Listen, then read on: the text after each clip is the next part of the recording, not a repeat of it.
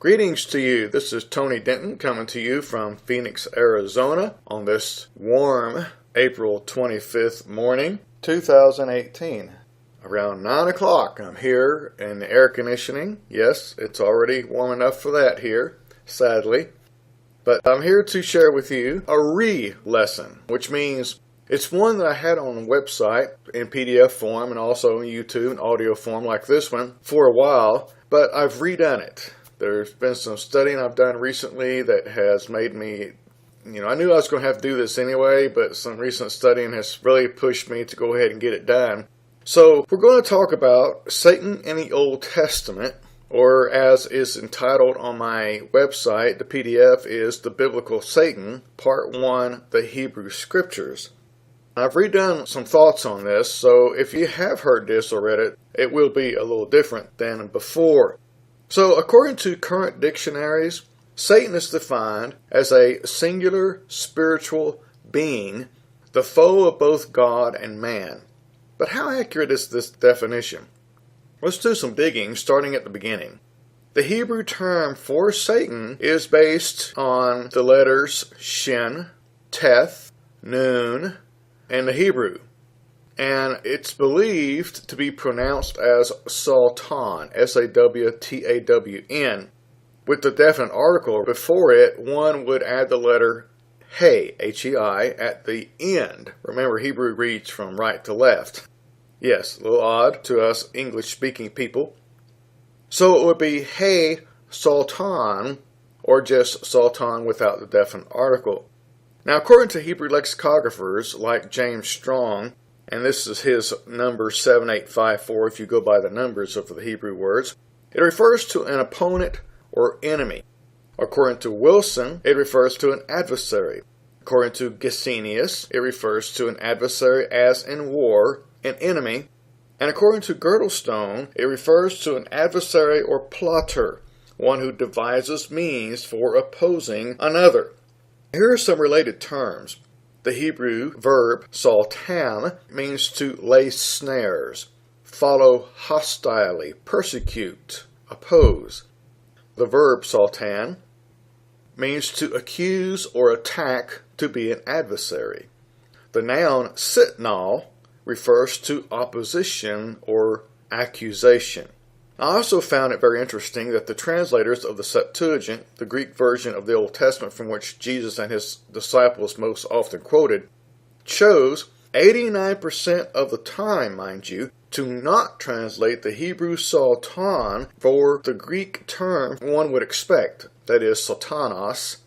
In other words, although in the Greek we have Satanas as the equivalent for the Hebrew Sultan, both referring to an adversary, 24 of the 27 times in the Hebrew Scriptures, the translators rather chose to employ the term diabolos, referring to an accuser of another, or epibulos, referring to someone who schemes against another in order to accuse him. So that's interesting, because instead of using Satanas to translate Sultan, they chose most of the time epibulos or diabolos. Or diabolos. The only three verses that actually retain the Greek satanas for the Hebrew sultan are found in one paragraph. 1 Kings 11, 14, 23, and 25. 1 Kings chapter 11, verses 14, 23, and 25. And all of these are about the same single subject of literal human enemies in war against Solomon, indicating to me that these two terms were understood by ancient Hebrews to be definite synonyms of diabolos and or epibulos. They were that interchangeable. Now, why they didn't use one of those two terms in 1 Kings, I'm not 100% sure, of course, but instead of choosing one of those two words, diabolos or epibulos, they chose Satanas in that particular place. To understand Sultan or Satanas, to understand one of those would be essentially to understand the other. If you understand diabolos or epibulos, is to understand Satanas and Sultan, and vice versa. In other words, they're interchangeable. They mean the same thing. And we'll get to the Greek terms more when we do finally get around to the New Testament study, or the Biblical Satan Part 2, the Greek Scriptures. So, the Hebrew term Sultan involves two primary characteristics of a being. Number one, accuser, one who attacks by word. And number two, an adversary, one who attacks by word and or physically. And these two types would of course include those who follow others around with hostile motives and persecute them, sort of like the Jews who kept following Paul all over the place and persecuting him. There are those who prowl around like private investigators or police detectives searching for evidence to use against someone, and even those who do the prosecuting itself against others. So it's a very generic term, can be applied to practically anyone who's either trying to find evidence against somebody, or is using evidence to accuse somebody, or is using that evidence to prosecute somebody. You know, it's just a very generic term, and somebody's enemy in one form or another.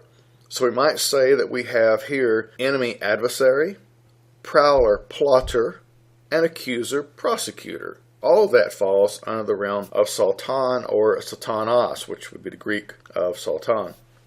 The Hebrew term Sultan is found 27 times in the Hebrew Scriptures, and by that I mean in the Tanakh, or the Old Testament. It's found in Numbers 22:22 and 32, 1 Samuel 29:4, 2 Samuel 19:22, 1 Kings 5:4, 1 Kings 11:14, and verses 23 and 25, 1 Chronicles 21:1, Job 1, verses 6 and 7, 8, 9, and 12, and chapter 2 of Job, verses 1, 2, 3, 4, 6, and 7, Psalm 109, verse 6, and Zechariah 3, verses 1 and 2. Now you'll find it multiple times in some of those verses. That's why there's not 27 verses I listed. Except for in the cases of Job and Zechariah, none of them have the definite article before them.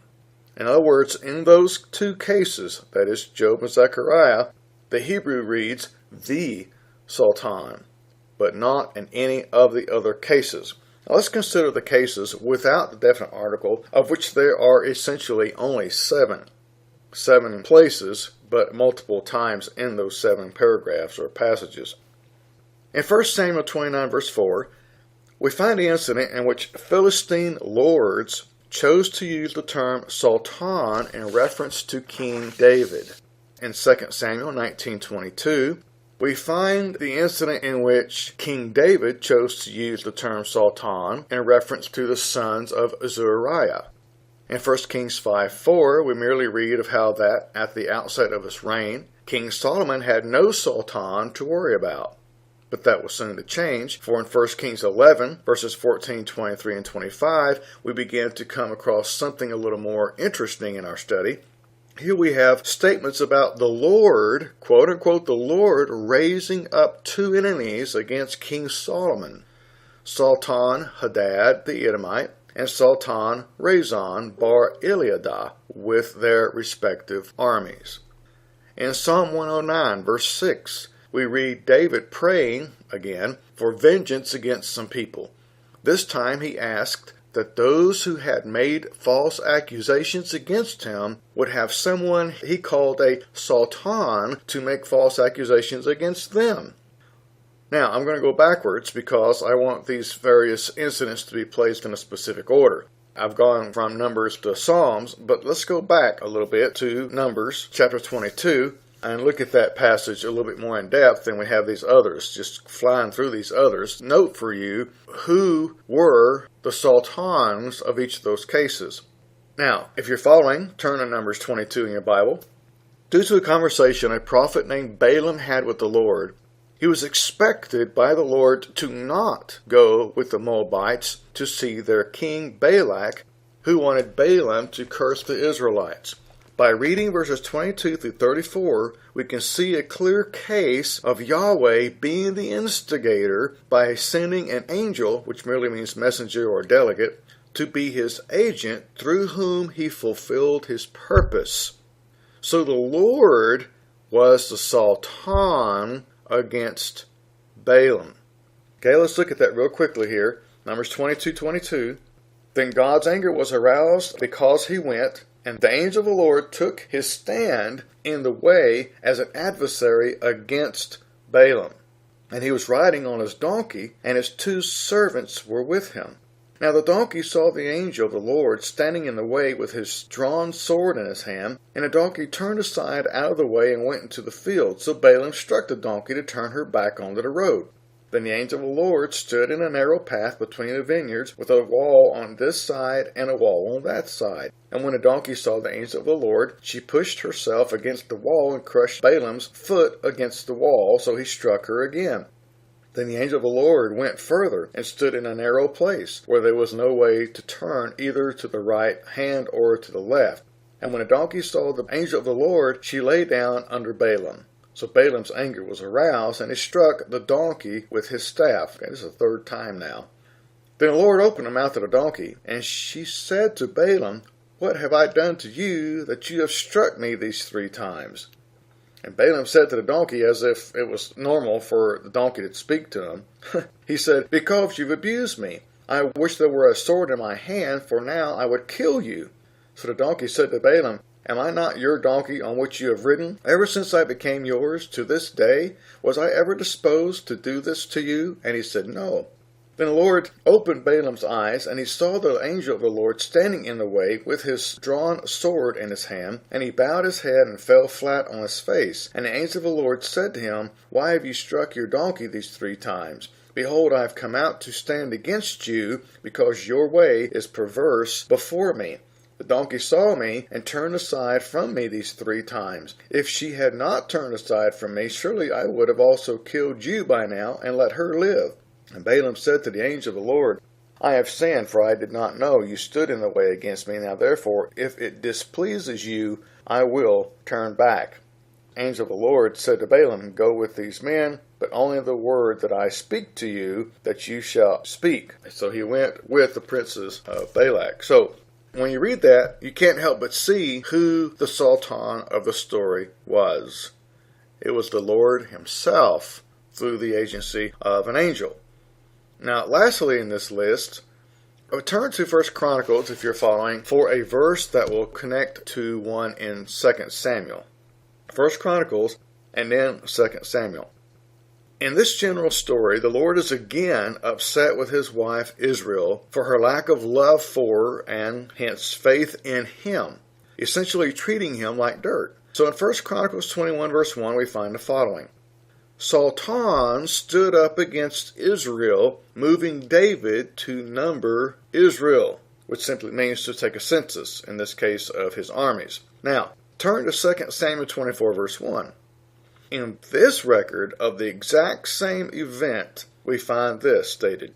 The anger of the Lord was aroused against Israel, so he moved David against them to say, "Go number Israel and Judah." So, according to 2 Samuel, who actually played the role of the Sultan, which is the word used in 1 Chronicles? Right, the Lord.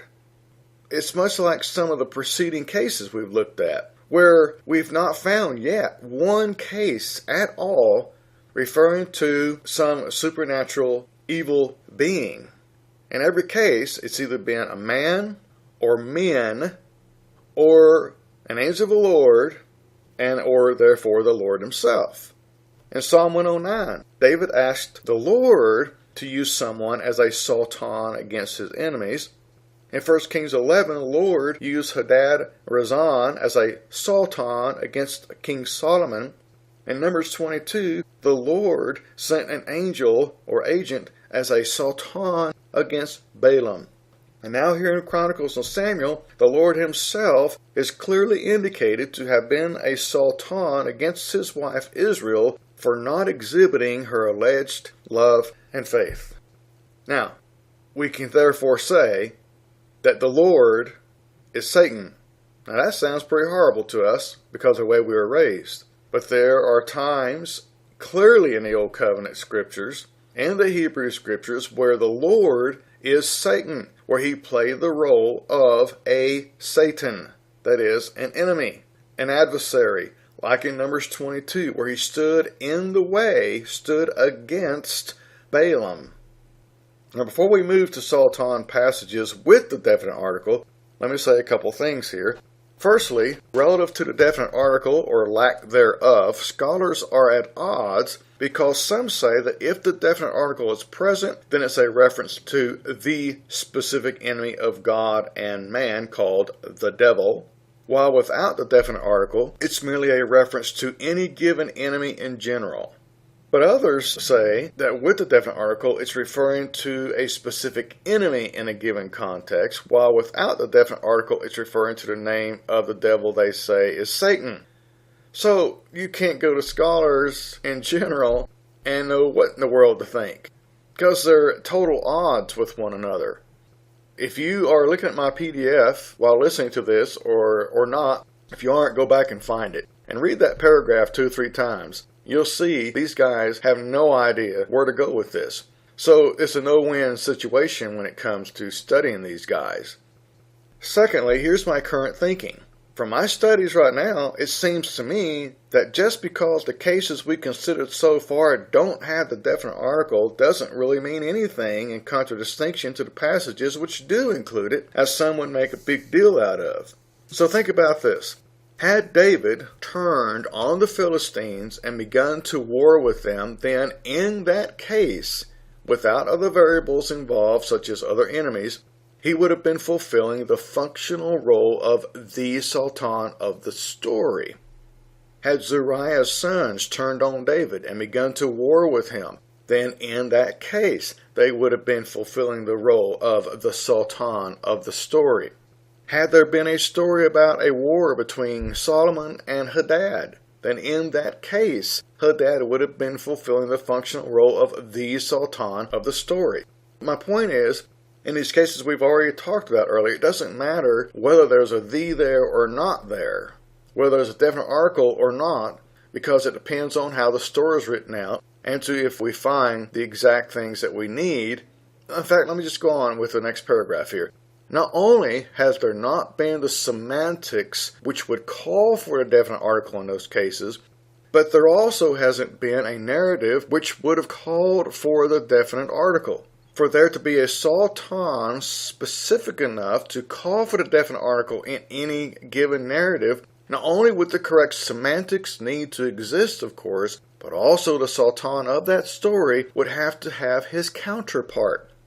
If the sultan is an accuser, for example, then there'd need to be the accused in the story.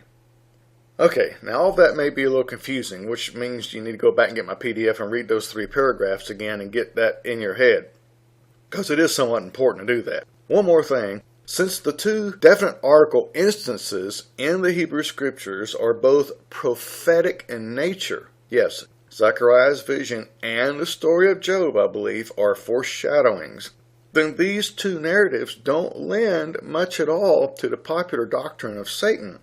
But let me share with you what I mean. Let's consider the cases with the definite article, of which there are essentially only 2. In Zechariah chapter 3, verses 1 and 2, we read of a vision of 2 individuals standing before an angel of the Lord in a court-like setting. Joshua the high priest, and the Sultan, Joshua's accuser. The accused and the accuser standing before God, or at least an angel of God, an agent of God. Such makes perfect sense without making the Sultan of this passage refer to one specific metaphysical being who causes chaos everywhere, as most of Christendom today seems to believe. In other words, this passage tells us that Zechariah saw Joshua the high priest standing in front of the angel or the agent of the Lord, and the Sultan standing to his right to accuse him. Then the Lord, in this case the agent of the Lord, the angel of the Lord, said to the Sultan, "The Lord rebuke you," that is, the Sultan. Firstly, how do we even know that the Sultan of this passage was any more supernatural than Joshua? Okay, that's my point here so far. We cannot know. There's nothing there to even imply that this accuser of Joshua was any more supernatural than Joshua. We just have 2 people standing there. Joshua, his accuser. Okay, that's the picture that's painted in Zechariah 3. Nothing at all about there being some supernatural evil being or accuser or adversary or devil standing there with Joshua. So, and this is what I'm now thinking, maybe what Zechariah the prophet was seeing were two people denoting two parties. Now, I'm saying that's what I'm thinking now because I see no evidence otherwise, and I'm open if you have some reason to think otherwise. So we have two parties. One, Joshua representing sinful, yet God's remnant, Israel, as she became sinless Israel in and through Christ, the true Israel. And number two, the Sultan standing there representing the rest of Israel who, as a collective, rejected Christ and became known as the accuser of the brethren, Revelation 12, verse 10. Now, unless you're a full preterist, you probably won't know where I'm going with this or understand what I'm saying right here at this point. But you'll see more about it in just a second here. What I'm saying is this. Zechariah 3 was meant to picture something future. Okay? It's like a type-antitype type situation, a foreshadowing of something.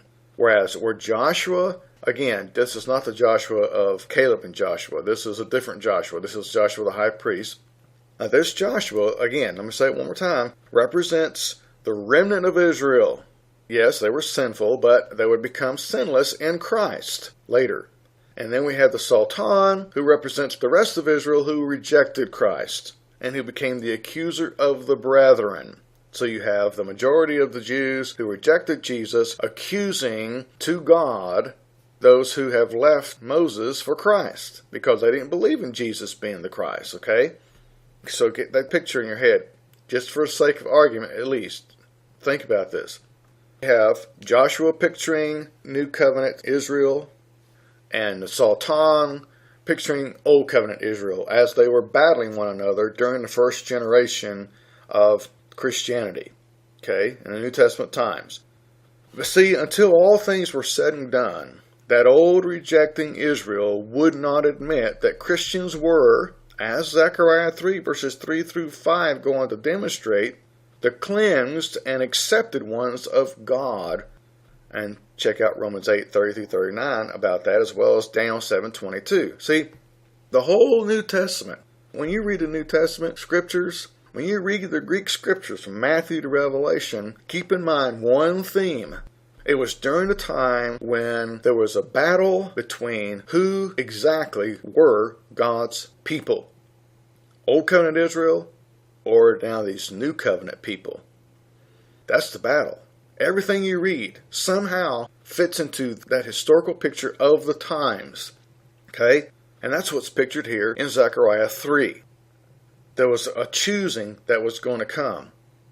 God was going to come through his son Jesus, of course, and choose and manifest who his true people were.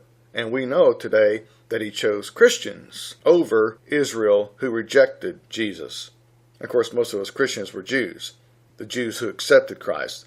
See, the Lord's angel here in Zechariah 3, he lifted up to the Lord himself to rebuke the Sultan.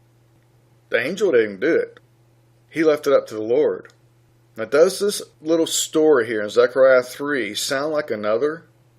Listen to Jude verse 9. The archangel Michael, in contending with the diabolos, that's the Greek word, it's like Sultan over in Zechariah 3. Okay? Picture Zechariah 3 now as you read Jude verse 9.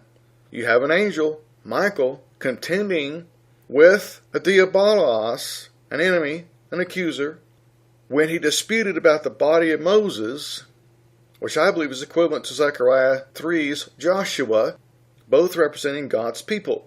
Okay, you have Moses and Jude, the body of Moses, and you have Joshua, the high priest of Moses' people, in Zechariah 3. And Jude goes on to say, verse 9, that angel, Michael, dared not bring an accusation against the diabolos, or the Sultan of Zechariah 3, a reviling accusation, but said, the Lord rebuke you.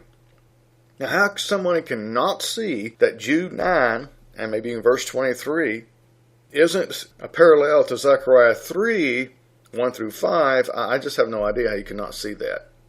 It's very important. So you have Michael, the angel, You have God's people, the Old Covenant Israel, body of Moses, and of course in New Testament times, you have those who were accepting Jesus as opposed to those who were not. I'm just going on too long here, longer than I want to go. So you can think about all that some. Just mull it around in your mind and think about how this all fits together. So I need to move on here. There's nothing here to support the belief and teaching of some supernatural evil being who's the, singular, accuser of mankind before his creator. That's not what it's about. In fact, we learn in 2 Peter chapter 2, verse 11, that a plural number of beings, or angels if you will, were said to have the ability to accuse people before God. They just didn't do it. Okay?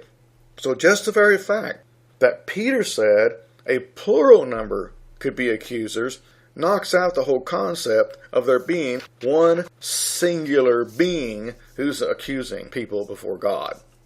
That's not what it's about. In the Bible times, it was about some of God's people accusing the other part of God's people of something. You know, like one brother saying, brother so-and-so did it. Or the other brother saying, no, that brother did it. You know, we had that case here recently with our two grandkids. Each one blaming the other for something, and we know one of them did it. There was nobody else who could have done it. And neither one of them wanted to take responsibility. So that's what was happening most of the time among God's people, and blaming each other for stuff and accusing one another of things. And so that's what you have in New Testament times. Whereas at least they thought they were right. You had the New Covenant people, those who were accepting Jesus Christ as the remnant of Romans 11 and verse 5, and those who were not accepting Jesus as the Messiah, and accusing to God these Christians who had left his Mosaical law. And of course, Christians saying, sorry, we're actually the ones God has chosen because we are following that which the Mosaical law brought into being, which brought into force. You guys are just missing it. And so until Jesus came and chose who were his people at the judgment of AD 70, then that fight continued on. Now, for the last case in the Tanakh, although the Sultan of Job is expected to be seen throughout the entire 42-chapter story, we only find the Sultan specifically mentioned in Job chapter 1 and 2. So if you're following, Job chapter 1, verses 6 through 12, now there was a day when the sons of God came to present themselves before the Lord, and Satan, the Sultan, also came among them. And the Lord said to the Sultan, from where do you come? So the Sultan answered the Lord and said, from going to and fro on the earth and from walking back and forth on it. Then the Lord said to the Sultan, have you considered my servant Job, that there is none like him on the earth, a blameless and upright man, one who fears God and shuns evil? So the Sultan answered the Lord and said, does Job fear God for nothing? Have you not made a hedge around him, around his household, and around all that he has on every side? You have blessed the work of his hands, and his possessions have increased in the land. But now stretch out your hand and touch all that he has, and he will surely curse you to your face. And the Lord said to the Sultan, behold, all that he has is in your power, only do not lay a hand on his person. So the Sultan went out from the presence of the Lord. Now chapter 2, beginning at verse 1. Again there was a day when the sons of God came to present themselves before the Lord, and the Sultan came also among them to present himself before the Lord. And the Lord said to the Sultan, from where do you come? So the Sultan answered the Lord and said, from going to and fro on the earth, and from walking back and forth on it. Then the Lord said to the Sultan, have you considered my servant Job, that there is none like him on the earth, a blameless and upright man, one who fears God and shuns evil? And still he holds fast to his integrity, although you incited me against him to destroy him without cause. So the Sultan answered the Lord and said, skin for skin, yes, all that a man has he would give for his life. But stretch out your hand. This is Satan telling God, stretch out your hand now and touch his bone and his flesh, and he will surely curse you to your face. And the Lord said to the Sultan, behold, he is in your hand, but spare his life. So the Sultan went out from the presence of the Lord and struck Job with painful boils from the sole of his foot to the crown of his head, etc. So you see it as I read that, it's the Sultan all through this because of the very specific accuser in this case. Now, firstly, as we stated earlier, I believe Job, like Zechariah, was prophetic in nature. And you're probably saying, how is that? Well, that would take up an entire talk all of its own, which I do want to put together one day. But in short, I now believe Job is a story picturing the history of Israel from her beginning to her glorious end. And so, as a living parable, What happened in Job's life represented what had and would happen in the life of Israel. Thus, the Sultan represented the prowler, accuser, and enemy of God's people, at least the remnant of his people. Often, or even most of the time, being found within her own ranks, as we already talked about. Oh, and as with anything relative to God's work in all of this, he used the enemies to suit his purposes, which is why Job could constantly attribute to God what was happening to him. Look at chapter 2, verse 10, and chapter 42, verse 11, just for two instances of this case, where Job lays it at God's feet what's happening to him. So, that we have God, in a sense, being the Sultan again. And secondly, unless this is truly the only exception in all of Scripture, I no longer believe the Sultan in Job was some unearthly being either. Rather, as with the only other case, and only other similar case at that, found in Zechariah 3, where there's nothing to even imply that the Sultan was an unearthly being there, the picture provided in Job is merely of someone, a fault finder, of God's children among a gathering of God's children. Concerning this Sultan, consider the following. God had referred to this fault finder as someone who had been roaming to and fro in the earth, Job 1:7, as well as chapter 2 and verse 2. Does that remind you of another statement somewhere? In 1 Peter 5 verse 8, before the accuser was cast out of God's presence, according to Revelation 12 verse 10, Peter warned his Israelite Christian audience to be sober and vigilant because their adversary, and that's from a court term, Antidikos, the Diabolos, that is the accuser, was roaming about like a roaring lion seeking who all he might devour. Now see, just like we had Jude 9 for Zechariah 3, we have 1 Peter 5:8 for Job 1 and 7 and Job 2 and 2. Again, how somebody couldn't see that somehow, I don't know. So who was the Antidikos Diabolos of 1 Peter 5:8? Or who was this adversary accuser? Well, is it merely coincidence that Zephaniah 3 verse 3 not only prophesied that the leaders of Israel would be wolves, but also roaring lions? Hardly. Again, it would be so difficult for me to see how somebody could not make the connection with the Jewish Hebrew Peter taking the minds of his Hebrew audience in 1 Peter back to Zephaniah 3 when he used the phrase roaring lion. So you have Peter referring not to some supernatural evil being, but back to the leaders of Israel who God through Zephaniah called the roaring lions. So put that into Job's picture. Who's against God's people? Who did God himself in various places blame for the troubles of his people? That's right, the leaders of Israel. They were the wolves and the roaring lions, just like with our country has been in so many years in the past, with terrible leaders who are out for nothing but for themselves. Anyway, I'm going to get off too far if I go into that kind of stuff. See, as is the case so often, we once again have here the idea of a collective singular being expressed for a corporate group. And what I'm saying is, 1 Peter 5:8, even though it's singular, is referring to the same thing as Zephaniah 3 and 3, even though it's singular in Peter and plural in Zephaniah, because we have a corporate deal with Peter, including all the individuals of that corporate body, being the leaders of Israel, from Zephaniah 3 and verse 3. Same thing you have with Antichrist and Antichrists, plural. The Antichrist was the word used for the whole corporate or collective body of the Antichrists. And the Antichrists were those who did not believe Jesus was the Christ. And who were they? The Jews who rejected Jesus as the Christ, especially the leaders of Israel, who even had him crucified.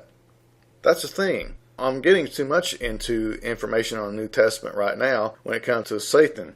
Kind of giving away a bunch of stuff. But the Satan of the New Testament, generally, almost in every case, was referring to the Jewish leaders. They were the house of Satan in Revelation 3:10 and 2:10 and so on. But again, we'll have to wait till another time to get more into depth into all of that. So Israel's leaders, the high priests, the Sanhedrin, and so on, were lions plural, but they as a group were a lion singular. Kind of like 2 Timothy 4 verse 17, when Paul said he'd been delivered out of the mouth of the lion. Also check out Acts 22 and verse 30, Acts 23 and verse 12, where Paul was being accused by the leaders of Israel for his Christianity. However, remember, Job's life story in this book is like Hosea's life story in his book, a living parable, which is why Job didn't say that some supernatural evil being did all those sad things to him, or that leaders of Israel did all those sad things to him, but realizing he was being used by God as a living parable, laid the source of his afflictions at the feet of God. Job 1, 21 and 22, Job 2 and verse 3, Job 42, verse 11, and so on. In chapter 2, verse 3, God said to this Sultan that he influenced God to move against Job. Now think about that. God said in the book of Job that the Sultan influenced or moved God against Job. So if this is some supernatural evil being instead of a representative of the corporate people of the leaders of Israel or something like that, then it begs the question, who's actually in charge? This supernatural evil being who pushed God into doing something? Or is God the one in charge?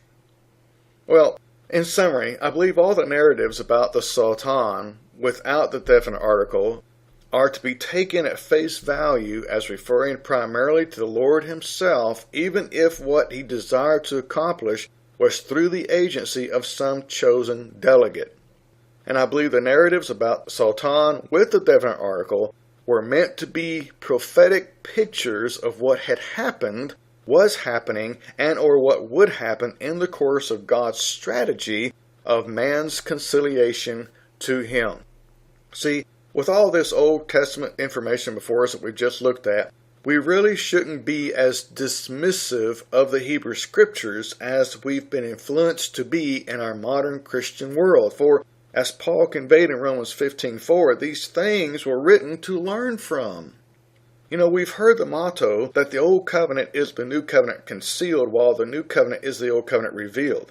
But, since the New Covenant is founded in and upon the Old, then, especially since we've been influenced to be so dismissive of the Old Covenant, I've become convinced that the adage should be switched. For us today, the New Covenant has become the Old Covenant concealed, while the Old Covenant is, if we study it, the New Covenant revealed.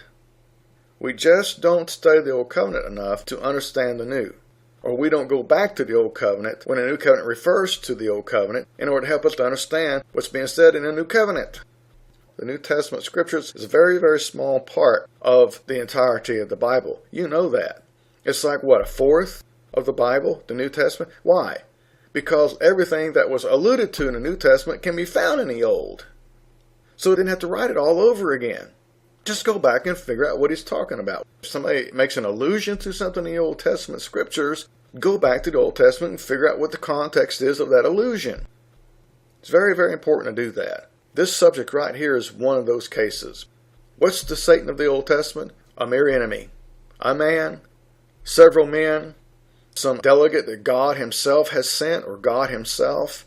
You know, there's not a case of a supernatural evil being created by God to create chaos. Nothing in the Old Testament of that. And since the New Testament is based on the Old, that gives us a real important foundation right there to try to understand Satan in the New Covenant as well. Thank you for listening, and please do go back and get the PDF and read through it, because it will help you understand a lot better if you haven't done that as you were listening.